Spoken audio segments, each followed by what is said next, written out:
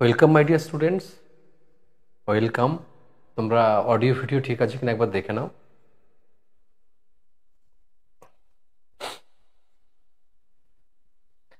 দেখো, রেলওয়ের যে সমস্যা হতে পারে, রেলওয়ের অনেক কিছু হচ্ছে, কিন্তু রেলওয়ে আবার যে নতুন সিদ্ধান্তের সম্মুখীন সেটা কিন্তু আরআরবি।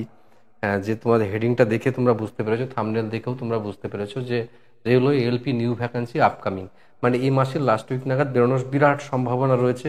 শুধু তাই নয়, এই যে খবরটা পুরো রেলওয়ে বোর্ডের যে একদম অথেন্টিক তা কিন্তু আমি বলছি না, কিন্তু গতবারও যখন বেরিয়েছিল এরকম নোটিশ কিন্তু আগে পারফর্ম করেই তারপরে ভ্যাকান্সি প্রায় কাছাকাছি এরকম বা এর থেকে একটু স্বাভাবিক বেশি হবে। তো এই ব্যাপারে তোমাদের সঙ্গে আমি ডিসকাস করতে চাই। তো আমার প্রত্যেকটা প্রিয় স্টুডেন্টকে বলছি যে এবার যে টেকনিশিয়ান রেজাল্ট যেটা বেরোলো, কালকে এই রেজাল্টটা আউট হয়েছে, তোমরা অনেকেই পেয়েছো, অনেকে পাওনি। তো আমি তোমাদেরকে প্রত্যেককে জানিয়ে রাখছি যে যে তোমরা যারা পেয়েছো তারা তোমাদের জন্য আমরা এই যে বহু ছেলে মেয়ে যারা পেয়েছো তাদেরকে রোববার দিন 1টার সময় আমরা এখানে ডিটেলিং মানে এই সব সংক্রান্ত তোমার যাবতীয় ডিভি সংক্রান্ত বা ফিউচার গাইডলাইন যেটা হয়, যেটা আমরা করে থাকি প্রতি বছর রিক্রুটমেন্টের সময়।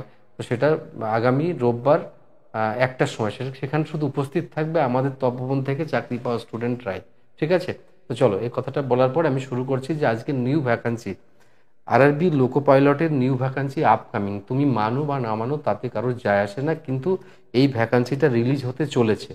প্রত্যেকটা প্রিয় স্টুডেন্টকে বলছি, তো বি কেয়ারফুল। যারা অল্পের জন্য এবার হেরে গেছো, অল্পের জন্য পারফর্ম করতে পারোনি, মানে প্রচণ্ডভাবে পারফর্ম করে রেখেছো, কোনো কারণে হয়নি, তাদের জন্য অপরচুনিটি কিন্তু এগেন টাইম আর একবার কিন্তু আসছে। তো সেই ব্যাপারটাই তোমাদেরকে আমি বলতে চাই স্যার। তো সেইটা কি ব্যাপার আমি আরও ডিটেলস আমি তোমাদের সঙ্গে আরও একটু ডিটেলিং করব। তো আপাতত যে কথাটা আমি তোমাদেরকে বললাম, এএলপির ভ্যাকান্সি, নতুন ভ্যাকান্সি কিন্তু আপকামিং। ঠিক আছে, নতুন ভ্যাকান্সি আপকামিং, যার শূন্য পদের সংখ্যা প্রায় 10,000, যার শূন্য পদের সংখ্যা প্রায় 10,000, প্রায় 10,000 শূন্য পদ। ঠিক আছে, এখন থেকে আরআরবি সিদ্ধান্ত যে প্রতি বছরই কিন্তু আরআরবি শূন্য পদের রিক্রুটমেন্ট হবে। ঠিক আছে, এটাই কিন্তু আরআরবির ডিসাইডেশন। আরআরবি যে যা করছে সেটা সবসময় যে বেস্ট করছে এটা তা নয়, কারণ যে কালকে যে এক্সাম নিয়ে যে টালবাহানা চললো সেটা আমরা কোনোভাবেই মেনে নিতে পারলাম না। ঠিক আছে, সেটা ঠিক নয়, কিন্তু এই ভ্যাকান্সি বেরোচ্ছে এটা কিন্তু শিওর। তো প্রত্যেকটা আমার স্টুডেন্টকে বা আমার যারা ভিউয়ার্স বা আমার যারা সারাউন্ডিংসে আছে তাদেরকে জানাতে চাই, যারা লাইনে আছো, ট্র্যাকে আছো, যারা চাও যে তোমরা পারফর্ম করতে এগেন আরেকবার ট্রাই করতে, তোমাদের কাছে চরম সুযোগ। আর একটা সুবিধা তোমাদের প্রত্যেকের হয়েছে, সেটা হচ্ছে তোমরা এবার পরীক্ষা যারা দিয়েছো তারা অন্তত বুঝে গেছো ফেলিয়ার হলেও যে তোমরা কি করতে হবে, কি করলে পাস করা যায়, কি গাইডলাইনটা তোমার দরকার, কোথায় তোমার কমতি ছিল, সেই জায়গাটা খুব বের করো, লুক আউট করো, করে তুমি এবার সেই সিদ্ধান্ত নাও, এবার যেন হাত থেকে ফসকে না যায়। আশা করি আমার প্রিয় স্টুডেন্টগুলো তোমরা বুঝতে পারছো। তো চলে যাচ্ছি কি লেখা আছে একবার দেখে নিই। Indian vacancy of ALP for notification 2025, 2025-এর আপকামিং ভ্যাকান্সির ইন্ডিয়ান মানে কোন বোর্ড, কোন জোনে কতগুলো ভ্যাকান্সি আছে, কতগুলো ভ্যাকান্সি আপডেট দিয়েছে এখনো পর্যন্ত, কারা আপডেট এখনো দেয়নি, এরকম এই সিস্টেমটাও তোমাদের একবার বোঝা উচিত। ঘটনাটা কীরকম হয়, কিভাবে করে, সেটাও একবার তোমাদেরকে একবার বোঝায়। ব্যাপারটা দেখো, ধরে নাও ইস্টার্ন রেলওয়ের অনেক মানে সাব ডিভিশন অফিস আছে। সাব ডিভিশন মানে কি বলবো, রেলওয়ে জোনাল ম্যানেজার যেখানে বসেন আর কি। তো সেরকম আছে, ডিভিশন আছে। সেই ডিভিশনে মনে করো ইস্টার্ন রেলের 4টে ডিভিশন, একটা মনে করো মালদা ডিভিশন, একটা মনে করো শিয়ালদা ডিভিশন, একটা মনে করো আসানসোল ডিভিশন, একটা হাওড়া ডিভিশন।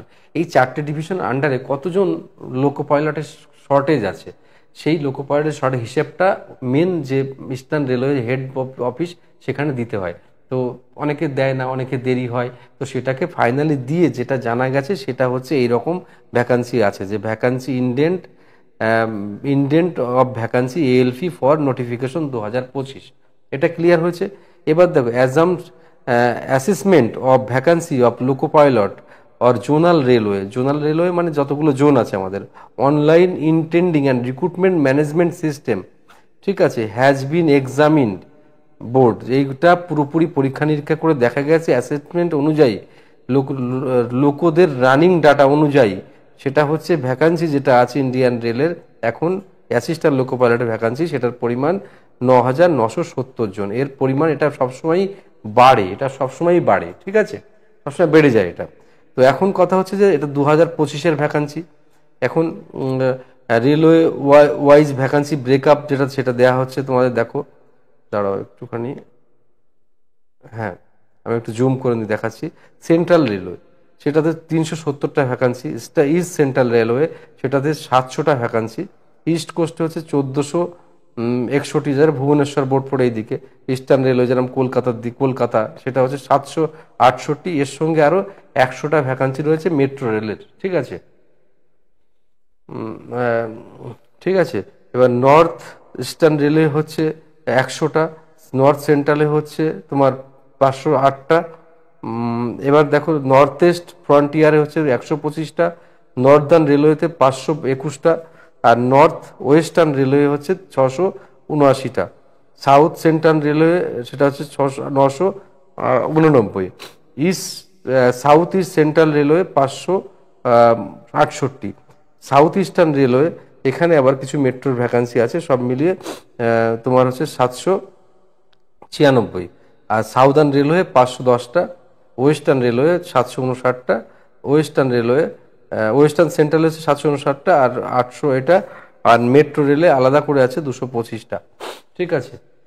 এবার এবার হচ্ছে এই টোটাল ভ্যাকান্সি 9,970টা। এর রিলেটেড আর কি লেখা আছে আমরা একবার ডিসকাস করে তারপরে আরও সামনের দিকে যাব তোমাদের সাথে।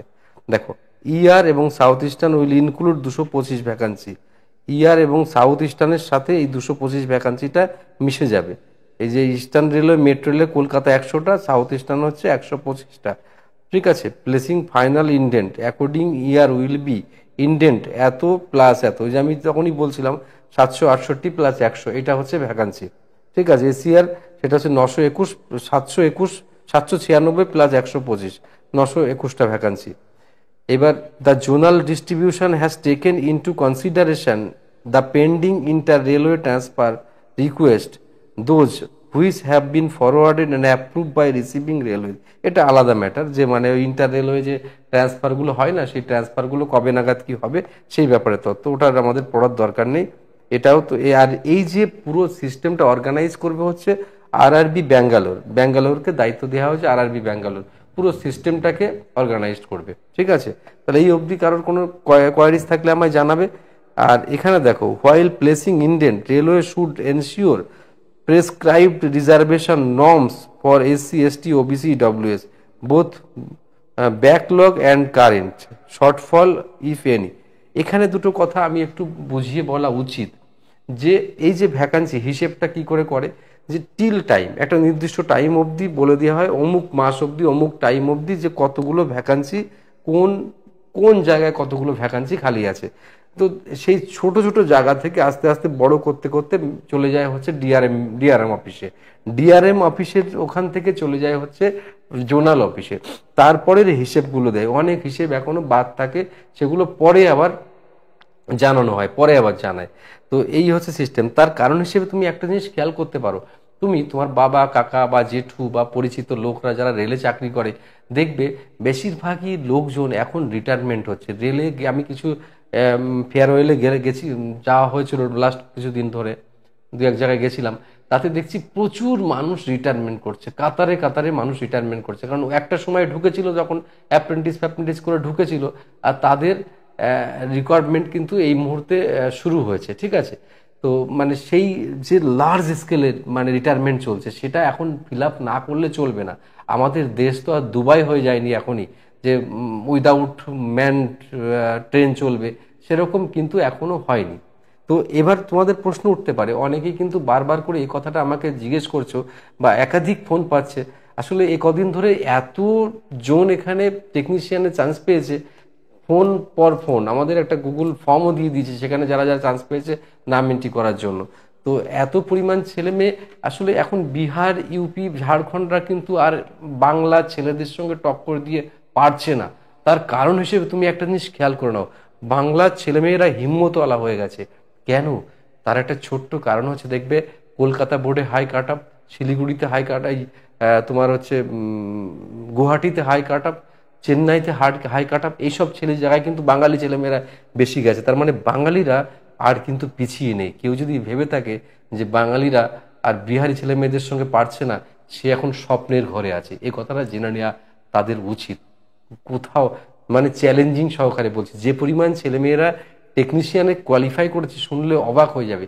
তো সেই জায়গায় দাঁড়িয়ে তো একটা বিরাট কিন্তু মানে পারফর্মের মুখোমুখি বাঙালি ছেলেমেয়েরা হচ্ছে। তাই বাবু তোমরা পিছিয়ে থেকো না, যে যেখানে পড়ছো কিন্তু মন দিয়ে পড়ো, আর জীবনের সময়টাকে নষ্ট করবে না। এই কারণে বলি, তোমার একটা সময় চলে গেলে সময়টা যেহেতু পাবে না, তাই তুমি সেরা প্রিপারেশনটা নাও। সেরা প্রিপারেশন নিতে গেলে তোমার যা যা করা দরকার তুমি সেটুকু তো বুঝে গেছো। সেই জায়গাটা তোমাকে কেউ কিন্তু এখন বুঝিয়ে দেবে না যে তোমার চান্স পেতে গেলে কি করতে হবে। একটা প্রপার গাইডলাইন দরকার, একটা সিস্টেম মেনে এভাবে তোমাকে কিন্তু পারফর্ম করতে হবে। তাই নতুন এই ভ্যাকান্সি, এই যা 10,000-এর মতো ভ্যাকান্সি দেখাচ্ছে, এর থেকে ভ্যাকান্সির পরিমাণ কিন্তু বেশি থাকবে। যে পরিমাণ রিটায়ারমেন্ট হচ্ছে সেই পরিমাণ রিক্রুটমেন্ট যদি হয় তাহলেও এর থেকে বেশি হবে। ঠিক আছে, বুঝেছো ব্যাপারটা? এই হচ্ছে ব্যাপার। এবার তোমাদেরকে যে একটা বড় কোশ্চেন তোমরা আমায় করেছো, বারবার করছো, সেই কোশ্চেনের উত্তরটা আমাকে দিয়ে যেতে হবে এখান থেকে। সেটা হচ্ছে যে হ্যাঁ, তোমরা কি কোয়ালিফিকেশন সম্পর্কে জানতে চাও? এই পরীক্ষা, এটা কোয়ালিফিকেশন কি হবে তোমরা কি জানতে চাও যে কোয়ালিফিকেশন কি হবে? কোয়ালিফিকেশন কি হবে তোমরা কি জানতে চাও? 81 পেয়ে হয়নি টেকনিশিয়ান। এখানে আমার কাছে একটু মেয়ে এসেছিল, সোহিনী নাম করে একটা মেয়ে, একটু আগে।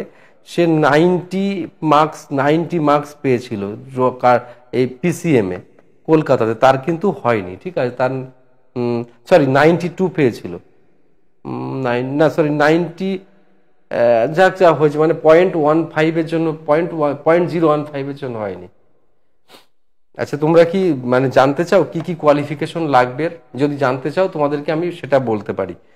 কি কোয়ালিফিকেশন প্রিয় স্টুডেন্ট, এবছরে কিন্তু চেঞ্জ হবে না।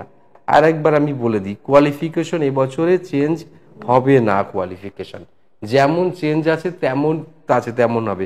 কিরকম, আমি তোমাদের যারা নতুন, যদি কেউ আমার এখন ক্লাসে থাকো, তাদের উদ্দেশ্যে আমার যে কথাটা বলার একবার শুনে নাও। আমি বলে দিচ্ছি ট্রেডগুলো।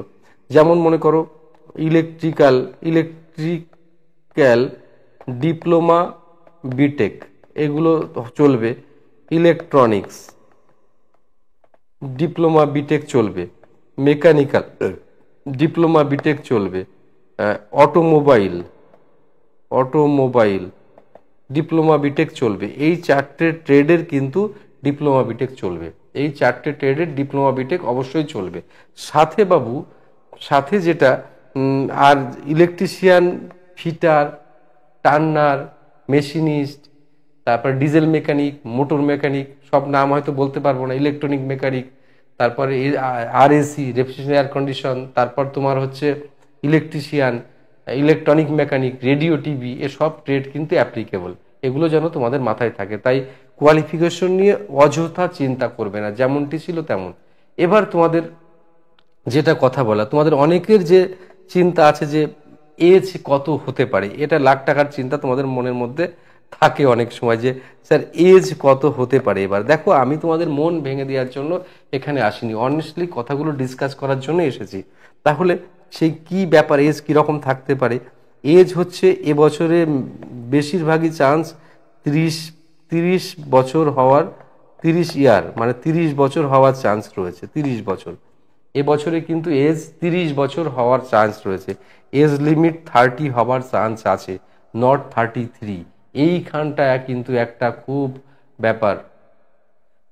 ব্যাপার ঘটবে। এটা 30-এর উপরে হয়তো, আমি কিন্তু শিওর নই, এটা তোমার স্যার কিন্তু এই ব্যাপারে সিউরিটি দিচ্ছে না যে 30ই ফাইনাল, কিন্তু আমার মনে হচ্ছে এবছর 30 বয়স লাস্ট করবে। ঠিক আছে, 30 বয়স লাস্ট করবে এবছর। সুতরাং অনেকের কপালে কিন্তু ভাঁজ রয়েছে যে 30 যখন লাস্ট, অনেকে কিন্তু সুযোগ পাবে না। আর SC ST OBC as usual যেমন ছাড় থাকে তেমন পাবে। আমি জেনারেলের বয়সেরটা বললাম। হ্যাঁ, আইটিআই থাকবে বছরও, আইটিআই থাকবে, আইটিআই মানে যাবে না, আইটিআই থাকবে বছর। সৌরদীপ চক্রবর্তী, আসলে হ্যাঁ তোমরা যেটা বলছো আমি শুনছি ব্যাপারটা, যে মানে 38 নম্বর 43 নম্বর বেড়ে গেছে, একটা ভাইরাল মানে ঘুরে বেড়াচ্ছে। এটাও আমার প্রশ্ন যে কি করে 43 নম্বর নর্মালাইজিংয়ে বাড়ে, এটাও তো প্রশ্ন। ঠিক আছে, নোটিফিকেশন এ মাসের লাস্ট নাগাদ সম্ভাবনা রয়েছে। আমি কিন্তু 100% গ্যারান্টি দিয়ে কোনো কথা বলতে পারছি না, চাইও না, কারণ আমার দরকারও নেই সেটা। তাই বলছি এ মাসের লাস্ট উইক নাগাদ মানে রেজাল্ট বেরোবে। ঠিক আছে, আরে সাউথ ইস্টার্নের মেট্রো চলে না, সাউথ ইস্টার্নের যে হেড অফিস সেখানে মেট্রোর মানে অনেক কাজকর্ম হয়। ঠিক আছে, কলকাতা, কলকাতার গার্ডেনিস হচ্ছে সাউথ ইস্টার্নের হেড অফিস। ঠিক আছে, নোটিফিকেশন এ মাসের লাস্ট উইকে আসার সম্ভাবনা আছে। ঠিক আছে, ওকে। তাহলে আমার প্রত্যেকটা যে স্টুডেন্ট যারা তোমরা শুনছো, যারা তোমরা ভালোবেসে এইটা দেখছো, তাদের যদি আরো কোনো কোয়ারিজ থাকে তো আমায় জানাবো। এক্সামের ব্যাপারটা আমরা এখন আমি বলতে পারছি না, তবে রেলওয়ে বোর্ড যে ঝুলে আছে একটা ব্যাপারে সেটা তো বুঝতে পারছো যে CBT 2 এর। এবার তোমাদের আরেকটা কোয়ারিজ আমি বলি, দেখো CBT 2 এর যে এক্সাম ক্যান্সেল হয়ে গেল গতকালে, সেই এক্সামটা মোটামুটি আমার আইডিয়া, আমার ব্যক্তিগত আইডিয়া 1 মাস তো টাইম নেবে ওরা। তাই সুযোগ আবার একটু যদি আসে তো এসেছে, সেই সুযোগটা তোমরা একবার কাজে লাগাও, একবার যে 1 মাস মতো আবার টাইম তোমরা হাতে পাবে। কোনটা? CBT 2 এর এক্সাম। এই যেরকম অনিন্দ চৌধুরী তুমি বলছো মেসেজ করে ALP CBT 2, ওটাই স্যার 1 মান্থ ধরে নাও একটা রাফলি। ঠিক আছে, আর ও NTPC গ্রাজুয়েট গ্রুপ ডি এসব ব্যাপারে আমি এখানে আর কথা বলতে চাই না। ঠিক আছে, আর আরো একটা কিছু ইন দিস কানেকশন, হ্যাঁ, কৌশিক, তাপস, কৌশিক, অভিক, আচ্ছা, শোনো, আমি তোমাদের আরেকটা কথা তোমাদেরকে বলি যে এবছরও আবার কিন্তু টেকনিশিয়ানের ভ্যাকান্সি বেরোবে, এবছর আবার NTPC ভ্যাকান্সি বেরোবে, এবছর আবার কিন্তু গ্রুপ ডির ভ্যাকান্সি বেরোবে। এগুলো যেমন সিস্টেম ক্যালেন্ডার অনুযায়ী বের করার চিন্তা করবে। ঠিক আছে, বেরোবে সব ভ্যাকান্সিগুলো আস্তে আস্তে বেরোবে। হ্যাঁ, কৌশিক হালদার, হ্যাঁ বাবু, বেরোবে। তো এবার নিন্দুকরা তো বলবে যে স্যার এটা কি বলছেন, ওটা কি বলছেন। দেখো, আমার এতে লাভ লস ব্যাপারটা নিয়ে আমি চিন্তা একদমই না করেই তোমাদের সঙ্গে এই কথাগুলো শেয়ার করছি, ক্লিয়ারলি শেয়ার করছি এই কথাগুলো। ঠিক আছে, তাহলে তোমরা অনেকক্ষণ ধরে আমার বকবকানি শুনলে, এবার আমি দা বিগ এন্ড করবো। তোমরা খুব খুব খুব ভালো করে পড়াশুনো করো, আর খুব ভালো পারফর্ম করার পড়াশুনো করো। ঠিক আছে, পারফর্ম করো, আর একটা টার্গেট রাখো। জীবনে এগিয়ে যেতে গেলে কোনো একটা সঠিক গাইড তোমার কিন্তু দরকার। আমি একবারও কিন্তু বলিনি, কিছু বললেই ভাববে স্যার তপবনে ভর্তি হওয়ার কথা বলে।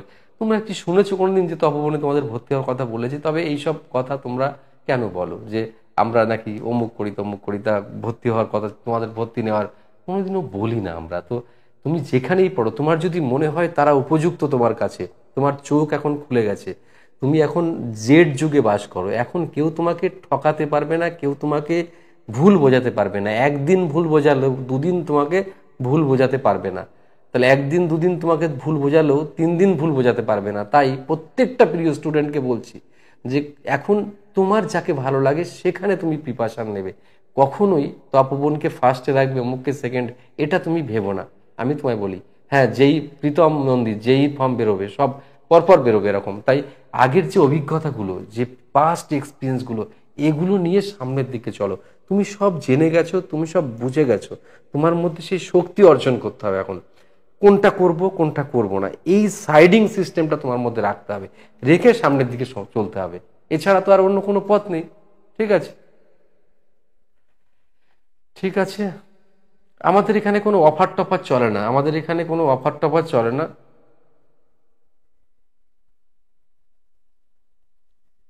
ঠিক আছে, চলো, বেস্ট অফ লাক, খুব ভালো থেকো তোমরা। ওকে,